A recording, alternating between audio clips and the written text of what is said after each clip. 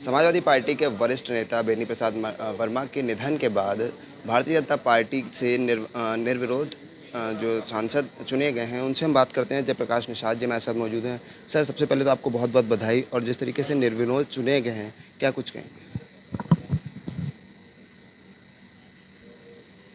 मैं सबसे पहले इस देश के यशस्वी प्रधानमंत्री परम आदरणीय श्री नरेंद्र भाई मोदी जी, उत्तर प्रदेश के यशस्वी मुख्यमंत्री परम पूज्य योगी आदित्यनाथ महाराज जी को मैं कोटशः प्रणाम करते हुए अपने राष्ट्रीय अध्यक्ष, प्रदेश अध्यक्ष, प्रदेश के सभी वरिष्ठ संगठन के शिल्पीकार, मैं उनको भी नमन करता हूं, जिन्होंने मेरे जैसे निषाद समाज के बच्चे को सबसे सर्वोच्च सदन में भेजने का काम किया। पूरी समाज की ओर से मैं उनको कोटशः प्रणाम करते हुए उनका आभार व्यक्त करता हूँ। जिस तरीके से निषाद समाज के एक बड़े नेता के तौर पर आप आते हैं, तो क्या कुछ समस्याएं हैं जो आप सदन में उठाएंगे? सदन में पहुंचने के बाद है निश्चित तौर पर जो हमारी समस्याएं होंगी उसको उठा करके सरकार के पटल पर लाने का काम हम लोग करेंगे, और उस समस्याओं का समाधान हमारे उत्तर प्रदेश और इस देश की सरकार निश्चित तौर पर करेगी।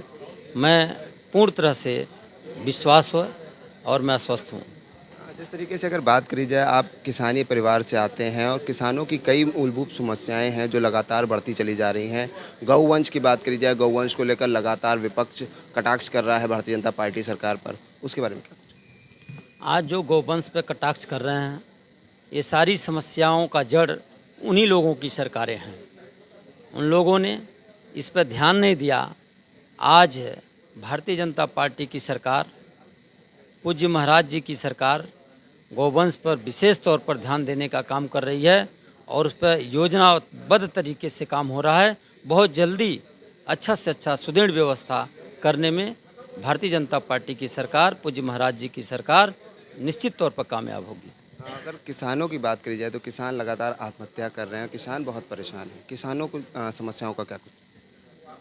पूर्ववर्ती सरकारों ने जो व्यवस्थाएं खराब करके रखा था, उससे इस समय किसान खुशहाल है। कहीं पे आत्महत्या किसानों का नहीं हो रहा है। किसान इस समय भारतीय जनता पार्टी से बहुत बड़ा उम्मीद, इस देश की सरकार और पूज्य महाराज जी की सरकार से बहुत आशा और उम्मीद के साथ वो स्वस्थ हैं कि आने वाले समय में हम लोगों के लिए कोई अच्छा कर सकता है तो नरेंद्र भाई मोदी जी की सरकार और प्रदेश की पूज्य महाराज जी की सरकार ही कर सकती है। इसके अलावा कोई नहीं कर पाएगा।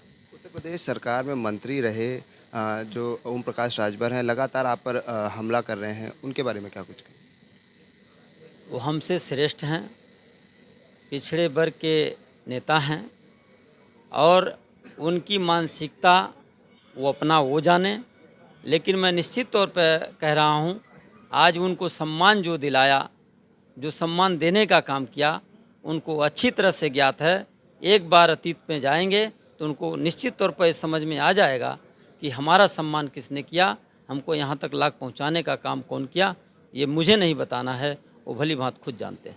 अंतिम सवाल, आप राज्यसभा पहुंचने के बाद पहला ऐसा कौन सा मुद्दा है जिसको सदन में उठाएंगे?